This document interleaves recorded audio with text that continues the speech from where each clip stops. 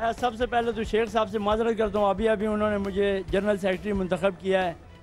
मेरा शेख साहब से जो सवाल है वो मेरा अकेले का नहीं है, मेरे पूरे ग्रुप का है। हर पार्टी पे बुरा वक्त आता है। जुल्फ़िकार अली भुट्टो की फांसी के बाद जुल्फ़िकार अली भुट्टो की पार्टी को बुरा वक्त आया, नवाज़ शरीफ की जिलावतनी के बाद नवाज़ शरीफ पे बुरा वक्त आया, और आपको जो दोबारा 2 नंबर तरीके से पटवारी सिस्टम से हराया गया, आप पे भी बुरा वक्त आया। तो इसमें जिन लोगों ने आपका साथ दिया वो मुखलिस लोग थे, जो मुफाद पर टोला था वो आपको छोड़ के चले गए। अभी इंशाल्लाह आप पे अच्छा वक्त आने वाला है, मैंने ख्वाब देखा है। तो इंशाल्लाह जब अच्छा वक्त आएगा तो क्या अब हम जैसे मुखलिसों को भूलेंगे या उन्हीं 2 नंबर लोगों को फिर अपने साथ मिलाएंगे?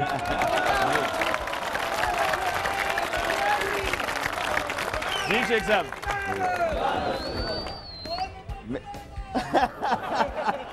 जी शेख साहब।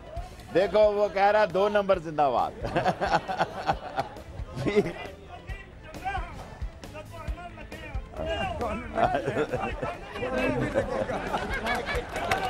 जी शेख साहब।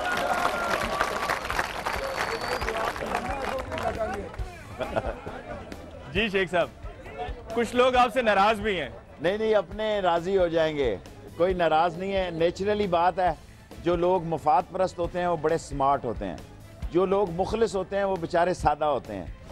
सो जो मुखलिस लोग होते हैं वो ऐसे ही सवाल है ना, एक बच्चे का 2 लोगों में तकरार हो गया कि एक माँ ने कहा मेरा बच्चा है, दूसरे ने कहा मेरा बच्चा है। जज ने कहा इसके 2 टुकड़े आधा आधा ले लो। जिसका असल था उसने कहा नहीं उसी के पास रहे, मेरा नहीं है। सो ये मुखलिस लोग बेचारे मुखलिस ही होते हैं, लेकिन इंशाल्लाह इनका पहले भी ख्याल था, अब भी ख्याल हो गया। नहीं, लेकिन शेख साहब वो बार बार ये कह रहे हैं कि कहीं ऐसा ना हो कि जब दोबारा अच्छे हालात आए तो हमें भूल जाएं। नहीं। अगला सवाल जी। हेलो, अस्सलाम वालेकुम मेरे भाइयों।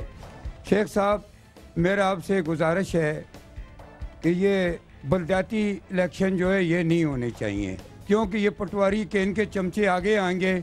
सबसे पहले कौमी और सूबाई इलेक्शन होने चाहिए, फिर जो भी हुकूमत सामने आएगी वही हुकूमत फैसला करेगी कि हम अपने किस किस आदमियों को टिकट दें। खुदारा बलदियाती इलेक्शन पहले कभी भी ना कराना, क्योंकि इनके पटवारी सब आगे हैं, वही टोट इनके आगे लोगों को ख़राब करेंगे। इंशाअल्लाह ताला हम लोग जितने भी मैं पाकिस्तान पीपल पार्टी का साबका प्रेसिडेंट हूँ, नादर खान मेरा नाम है, मुस्लिमाबाद पीरुदाई से मैं ताल्लुक़ रखता हूँ। मैंने इस शख्स की अच्छाइयाँ देखी हैं, मैंने अपने प्रेसिडेंट की सीट को ठोकर मार कर उधर फेंक दी। मेरे एक भाई सामने मुगल साहब खड़े हुए हैं, ये इस चीज़ के गवाह हैं। जी शेख साहब। देखिए, मैं पहले अभी कह चुका हूँ कि इस मुल्क में बलदियाती इंतखाब नहीं हो सकते, ये खून खराबा करने की साजिश है, प्री पोल रिगिंग है, और इससे ये इलेक्शन मुलतवी करने का प्रोग्राम है। अगर एक दफ़ा इलेक्शन मुलतवी हो गए, अपनी डेट पर ना हुए, फिर कोई गारंटी नहीं दे सकता कि इलेक्शन होंगे या नहीं होंगे। ठीक है जी, अगला सवाल जी। जी भाई। अस्सलाम वालेकुम शेख साहब, मेरा नाम राहील अहमद है। मेरा क्वेश्चन है आपसे, आप एक पॉलिटिकल नुमाइंदे हैं और शुरू से आपका पिंडी में बैकग्राउंड पॉलिटिक्स की जिस तरह से रहा है, आपने स्टार्ट लिया, लेकिन मैं मुख्तलिफ प्रोग्राम्स में आपको देखता हूँ कि आपका हर बार क्वेश्चन आप जर्नल्स को आने की दावत देते हैं। बाज़ औक़ात समटाइम्स आपने एक प्रोग्राम में ये भी कहा कि चीफ जस्टिस की प्रमोशन का जिक्र किया, तो ये तो नॉन पॉलिटिकल वेज हैं जिसका पाकिस्तान के आइन में भी गुंजाइश नहीं है। तो आप बार बार उन फोर्सेस को बुलाने के बारे में क्यों मेंशन करते हैं जो कि पाकिस्तान के आइन में जिनका जिक्र नहीं है? देखें, मैं बेवकूफ़ नहीं, अगर मुझे पता है कि उन्होंने नहीं आना, ना हालात है, ना उनको आना चाहिए, लेकिन ये मुल्क जो तबाह हो रहा है, मैं किस तरफ देखूं बताएं? आसमान की तरफ ही देखता हूं। अब तो सब लोगों से मायूस होकर मैं आसमान की तरफ देख रहा हूं कि अल्लाह अपनी मदद दे, इन लोगों से निजात हासिल करें, गरीब सुख की नींद से सके, इस मुल्क को इस्तेकाम हो, तरक्की हो। वरना मैं किसी से ये उम्मीद नहीं लगाए बैठा, हर आदमी अपनी नौकरी पक्की कर रहा है, सजा 18 करोड़ लोग भुगत रहे हैं। तो जो उन्होंने बात की जर्नैलों की, क्या आप समझ रहे हैं कि वो भी अपनी नौकरियां पक्की कर रहे हैं? मैंने कह दिया, बगैर नाम लिए भी मैं अक्लमंद लोगों से मुखातिब होता हूँ। मैं कवर ड्राइव भी खेलता हूँ और स्ट्रेट फॉरवर्ड भी खेलता हूँ। सो मैं जी, नेक्स्ट क्वेश्चन जी। अस्सलाम वालेकुम जनाब शेख साहब। शेख साहब, मेरा ताल्लुक जंग से है, मंडी शाहजहां से। आप किधर आ गए जंग से? इधर मैं अब रहता हूँ, मेरी इधर शॉप है। अच्छा, तो आपकी अच्छाइयाँ देखी पिंडी में रहते हैं आप? पिंडी में रहता हूँ जी। आपकी अच्छाइयाँ देखी हैं। जब आप रेलवे के वफाकी वजीर थे तो रेलवे बहुत खुशहाल था। लेकिन जब से बलोर साहब आए हैं, वो किधर की गाड़ियाँ, वो किधर गए इंजन, आवाम तरसती हैं और बच्चे स्टेशन पर रुलते हैं। देखें जी, हमने 30 अरब रुपया 30 अरब रुपए का रेवेन्यू छोड़ा है रेलवे का। 30 अरब रुपया, ये 10 अरब रुपए पे आ गए। हमने 24 नई गाड़ियां चलाई हैं, इन्होंने 124 बंद कर दी और कोई माल गाड़ी भी नहीं चल रही 18 करोड़ की। शेख साहब, बिलोर साहब को लगता है कि इतनी तनकीद के बावजूद अभी तक ये वजारत उनके पास है, तो क्या ये जब तक इंजन का कमीशन वो खा नहीं लेंगे या उन्होंने हुकूमत से कहा कि उनको कैश दे दें। ये रेलवे हमने इन्हीं इंजनों से चलाई है जिन इंजनों से इन्होंने तबाह किया रेलवे को। इंशाअल्लाह ताला ये रेलवे भी ठीक होगी, PIA भी ठीक होगी और छोटे छोटे ट्रांसपोर्टें भी ठीक होंगी। उस वक्त ठीक होंगी जब ये लोग हमसे, अल्लाह हमसे राजी होगा और इनसे निजात होगी। ठीक है जी भाई।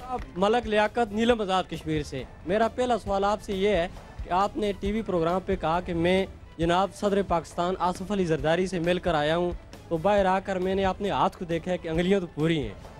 तो ये मैंने टीवी पे ही कहा कि भाई पूरी है, आप समझदारों के लिए कहा। फिर उनकी ये जोड़ तोड़ की सियासत के बारे में मैं नहीं मानता। मैं समझता हूँ ठीक है, जब आगे ही लेटे हो गुंगे बहरे लंगड़े लूले मफाद परस्त बिके हुए और अपनी मतलब की सोचने वाले लोग हों। क्या आज के रोज जब हम ये बात कर रहे हैं, डार ने उनसे मुलाकात नहीं की? चौधरी निसार कुछ कह रहा है, चौधरी निसार की जुबान देखो, डार की जुबान और उसकी बॉडी लैंग्वेज देखो। क्या ये कौम समझ नहीं रही कि एक आदमी क्या बात कह रहा है, दूसरा आदमी एक पार्टी में क्या कह रहा है? मैं तो 18 करोड़ लोगों को कहता हूँ, जागो, निकलो, मरो या मर जाओ, ये तुम्हारे मसले हल नहीं करेंगे। शेख साहब, मेरा दूसरा सवाल आपसे ये है कि अगर सारी पार्टियां बल्दियाती इलेक्शन में बात होगी। अगला सवाल जी। बस यार, बस काफी सवाल हो गए। आपसे मेरा सवाल है, माइक्रोफोन करीब कर लीजिए। आपसे सवाल है मेरा। शेख इश्तियाक नाम है मेरा, पुराने किले पे रहायश है, आपकी तंग गलियों में रहता हूँ मैं भी। आपसे ये सवाल है कि हमारे सुनने में आया कि ये जो अपना TB सेंटर बना था, रावलपिंडी के हवाले से सवाल करें ना हम, क्योंकि आपने हर जगह रावलपिंडी के हवाले से आवाज़ बुलंद की है, जिस पे हमें खुशी है। रावलपिंडी के रहने वाले लोगों को इस बात पे फ़ख्र है, गो कि आपकी पार्टी से है नहीं है एक अलग इशू है, लेकिन इस बात पे हमें फ़ख्र है कि आपने जहाँ भी बात की रावलपिंडी के हवाले से बात की। ठीक है, ये यहाँ पे TB सेंटर क्या आपने जनाब एक प्रोजेक्ट चलाया था और आपके जाने के बाद ये ठप हो गया है, ख़त्म हो गया। और हमारे सुनने में आया है कि नून लीग वालों ने इस प्रोजेक्ट का जितना पैसा इस मद में आया था वो इलेक्शन कैंपेन्स पे खर्च किया है। और आपसे एक मेरा सवाल बनता है रावलपिंडी का बाशिंदा होने के नाते कि आप मुझे बताएं कि ये जो इस हवाले से आपने आवाज़ क्यों नहीं बुलंद की? उसकी वजह है कि आपके दौर में वो पैसा मंजूर हुआ था, वो पैसा किधर गया? रावलपिंडी के अवाम या लोग सवाल पूछते हैं आपसे। ठीक है जी शेख साहब। देखिए, मेरा नहीं ख्याल कि अपने फंड में नून ने इस्तेमाल किया होगा। ये इनको इतनी तमीज़ ही नहीं है। ये काम जो अवामी काम है, ये आप कहते हैं मैं करूं, ये इलाके के लोग भी निकले ना, प्रोटेस्ट करें, निकलें बाहर कि ये 410 बेड का अस्पताल और नर्सिंग इंस्टीट्यूट था। मेरे बच्चे और मेरी बीवी या मेरी किसी वालदा ने तो नहीं दाखिल होना था, ये बच्चों और माँ का अस्पताल था। ये कहना है कि आप आवाज उठाएंगे तो लोग सुनेंगे और साथ में मिलेंगे कि हाँ उठाते हैं और क्या रोज। ठीक है जी, आखिरी सवाल। जी आखिरी सवाल। सुनील महमूद मेरा नाम है। एक ही सवाल है 2 हिस्सों में। पहला क्वेश्चन ये है कि आजकल हुकूमत एक एंटी करप्शन कानून बनाने के बारे में दूसरी जमातों के साथ मुज़ाकरात कर रही है। उसमें एक नुक्ता उन्होंने ये रखा हुआ है कि करप्शन के ख़िलाफ़ जो भी कानून बनेगा वो आज के पीछे वाले करप्शन के ख़िलाफ़ उस पर लागू नहीं होगा। इसका क्या मतलब है? और दूसरा सवाल ये है कि क्या मौजूदा सदर के होते हुए आप इलेक्शन में हिस्सा लेंगे? जी बहुत अच्छा सवाल है जी, क्या मौजूदा सदर के होते हुए? देखिए, अवामी मुस्लिम लीग जो भी हालात होंगे, हमने गैर जमातियों में भी हिस्सा लिया, अवामी मुस्लिम लीग कलम दवात के साथ हमने ज़िमनी में भी इलेक्शन लिया। ये सदर हो या ना हो हम हिस्सा लेंगे। ये बात जो सुहेल साहब ने बहुत अहम की है कि ये अंधों में कानों के राजा का कानून है कि कल से पीछे जितनी चोरी की है उसका कोई एहतसाब नहीं होगा। इससे आगे जो चोरी की जाए, इससे वो दर हकीकत में अपने बहुत सारे मुखालफों को घेरे में लेना चाहते हैं, क्योंकि इस हमाम में सारे नंगे हैं। लेकिन नंगों का काम ये नहीं कि सारी कौम को नंगा करें। कानून वो होना चाहिए जो सब पे और सब तारीखों पे लाए। बस। ठीक है, शेख रशीद अहमद साहब आपका बहुत बहुत शुक्रिया। नाज़रीन, इसके साथ ही आज के प्रोग्राम का वक्त खत्म हुआ चाहता है। सरबराह अवामी मुस्लिम लीग शेख रशीद अहमद साहब हमारे साथ थे और यहाँ पे बहुत बड़ी तादाद में लोगों ने शेख साहब को सुना, सवालात भी पूछे, इनका भी बहुत बहुत शुक्रिया। इसके साथ ही आज के प्रोग्राम का वक्त खत्म हुआ चाहता है। मुझे अली मुमताज को दीजिए इजाजत। जाते जाते सब मिलके पाकिस्तान जिंदाबाद।